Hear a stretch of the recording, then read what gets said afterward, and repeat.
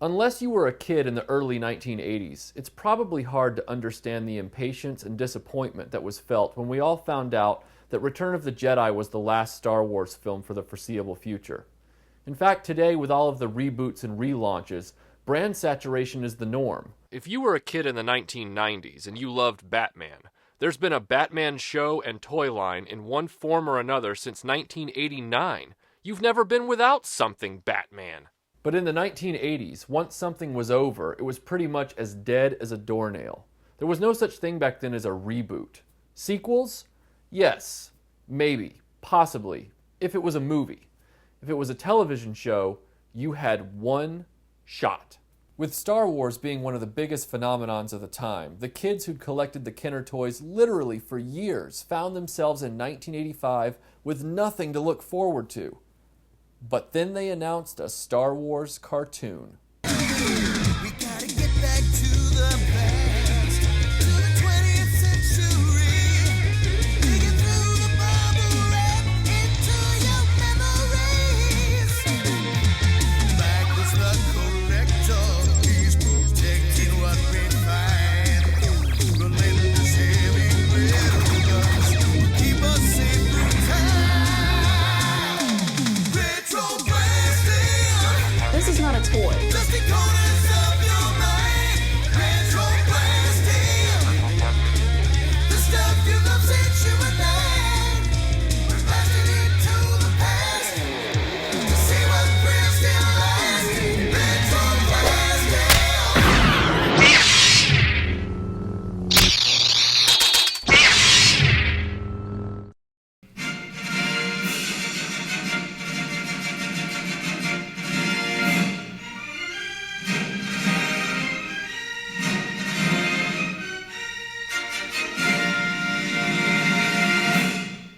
Star Wars was coming to the small screen as an animated show at the height of cartoons for kids.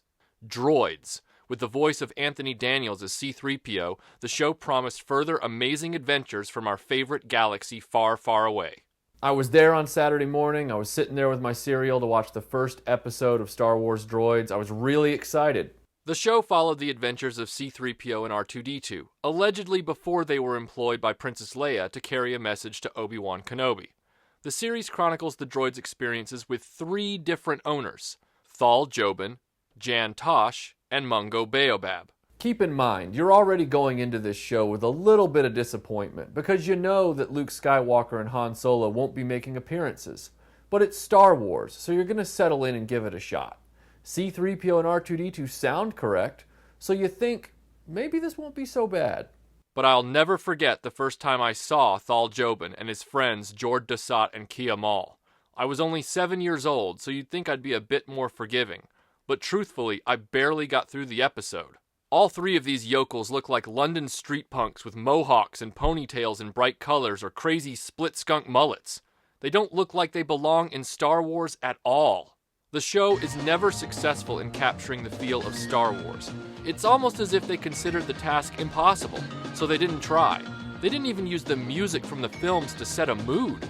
Instead, you get a very contemporary-sounding opening theme from one of the band members of The Police. Yes, you heard me. I said The Police. And you get some really nice incidental music throughout each episode, but it doesn't feel like Star Wars. In the first episode, they randomly throw in a lightsaber as a Hail Mary play to remind us this is related to the films. But all it elicits is you saying out loud, "That guy has no business carrying a lightsaber." If their intention was to distance themselves from the films, then they shot themselves in the face. Hyping a cartoon with the title Star Wars and then delivering a reimagined universe isn't a wise move. They should have gone with the familiar right out of the gate. According to some accounts, this isn't the fault of the creators, but ABC, the distributing studio.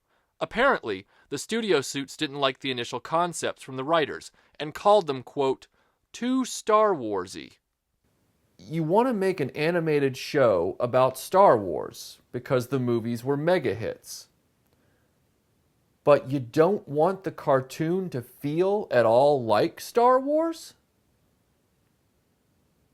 How on earth do people this stupid get these jobs?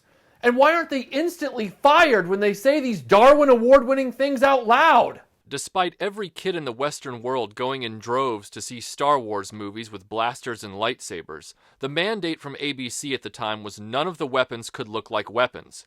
Forget the fact that millions of kids are playing with Star Wars action figures that come with gun-like blaster weapons already. So guess what the stormtroopers carry in Droids? Sticks! I don't think ABC should take all the blame, though. Let's say the studio is giving you some stupid mandates to follow. They want your show to feel like all the other cutesy crap on TV. Alvin and the Chipmunks, Muppet Babies, Flintstone Kids, the Smurfs. Fine. There's still a lot of stuff that is under your control as the creator, presumably. But there's a lot of inexplicable stuff going on in this show that can't possibly be ABC's fault. For example, it seems that every planet in the galaxy is a desert world, like Tatooine. In the first story cycle, where the droids meet Thal Jobin, they are on the planet Ingo. It has sulfur storms or something, but visually, it looks just like Tatooine. The second story cycle of the droids' adventures with Jan Tosh is set on the planet Tynes Horky. You heard right. Tynes Horky! It also appears to be an arid desert world. The final cycle begins on the planet Baitu, a lush and wondrous world that is quickly turned into a desert by the main villain. Then they travel to the planet Rune, which also appears to be pretty dusty in most places. It's like the creators just couldn't get the image of R2 and 3PO wandering in the sands of Tatooine out of their heads. You've also got a lot of stuff going on that's clearly pandering to what a studio exec's idea of kids' entertainment should be. Like R2-D2 breakdancing in front of a jukebox, or the proclivity of this show to put C-3PO in compromising pratfalls that end up making him look like he's in lewd postures. Next time, R2, you get on top. Actually, one could argue this is what George Lucas thinks is entertaining for kids. There's a lot of stuff here in Droids that looks like the blueprint for the prequels.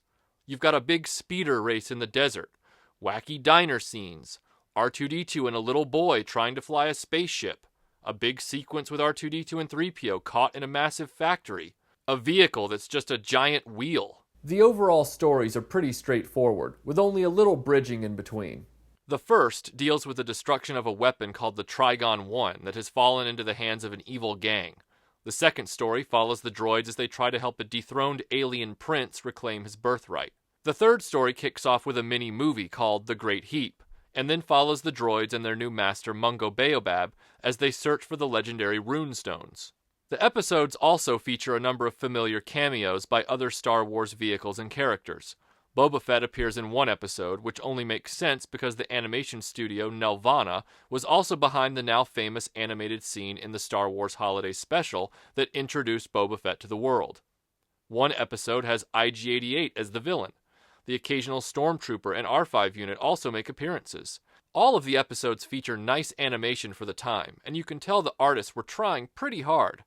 Still, as I said earlier, the character designs are pretty off-putting.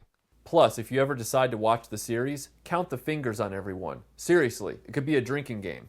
C-3PO has 4 digits. Generally, all the human masters, Thal, Jan, and Mungo, have the standard 5.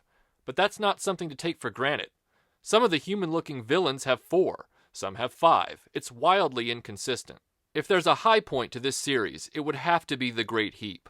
The production value on this one was markedly higher. The story is exciting, without a lot of wild logic leaps, and it has a great villain, the Great Heap, who's a combination of Jabba the Hutt and the Death Star trash compactor, and a great leading hero in Mungo. I think that's the real stumble of Droids. Constantly changing the main characters makes it impossible for you to connect with anyone, so you're just left feeling apathetic. It isn't until you get to Mungo Baobab that there's a human hero on the show that's somewhat interesting. Why they didn't simply do the entire show with Mungo at the center of all the adventures is baffling. Even more baffling is the toy line. Kenner wanted to extend the action figure series beyond Return of the Jedi, but their main pitch to Lucasfilm about Tarkin and sand speeders and Mongo beefhead tribesmen fell on deaf ears, so they soldiered on with product support for Droids. The end result is an island of misfits and leftovers. Kenner was still trying to offload a lot of Return of the Jedi product that had slowed in sales. Their Power of the Force line in 1985 was suffering the same fate. Kenner whipped up a line of action figures for the Droids cartoon, repainting the existing C-3PO and R2-D2 figures, and pushed them into the market. Unfortunately, most of the characters are hideous. Kia Mall is possibly the ugliest female action figure of all time. Jord Desat carries the legacy of Rancor Keeper as generally undesirable. Uncle Gundy was only in the series for a few seconds of one episode, but he got a figure. Both of the villains look like boogers. If you collect them, you'll notice all the toys come with guns. So you could sell toys with guns, but you couldn't actually put those guns in the show the toys are based on. Genius. Kenner held off making Mungo Baobab and the major villains until Wave 2, a wave that never happened. The line had a few unique vehicles, and it recycled Boba Fett. But truthfully, there's only one toy in the whole Droid series worth owning. The A-Wing fighter. It's painfully obvious the A-Wing fighter was a toy intended for the Power of the Force line. The photos on the side of the box show the A-Wing pilot having landed apparently in enemy territory. It's a weird photo, but shows the Emperor, his Imperial gunner, and the Imperial dignitary waiting to capture the guy. Aside from the A-Wing pilot, none of these figures were sold in the Droids line, and incidentally, the A-Wing pilot never makes an appearance in Droids.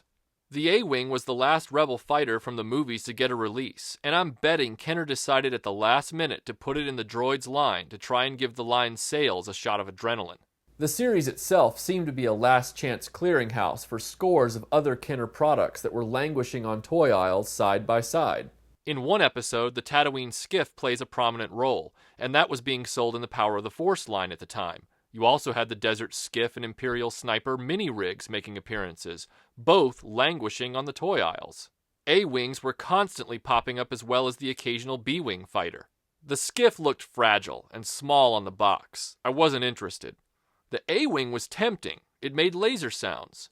But the B-Wing came in a cooler box, and the ship itself was a lot bigger. It had moving wings, and it also made laser sounds. The only reason the A-Wing and Tatooine skiff are as valuable today as they are is because they didn't sell. Had they sold in the same numbers as the other Star Wars vehicles, the skiff would be about as electric to us as the Rebel transport, and the A-Wing and B-Wing would carry the same price tag. That's the real comeback kid story of Kenner's Droids line. The figures that once couldn't be given away are now going for big money.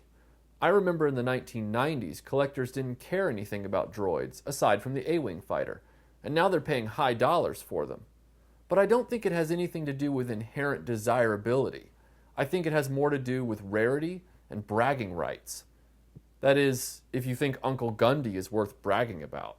The Droids TV series has never been released on home video in any modern format. What has been released was edited and changed to avoid licensing fees from other parties. In some ways, it's a shame. Anthony Daniels voiced C-3PO, and Joe Johnston and Ben Burt were involved in creating episodes of the show. Despite this, both the short-lived TV show and the toy line are part of an increasingly forgotten footnote in Star Wars history. And even though I'm not a huge fan of the toys or the show, I do think Lucasfilm's neglect of this series is unexpected and unfortunate.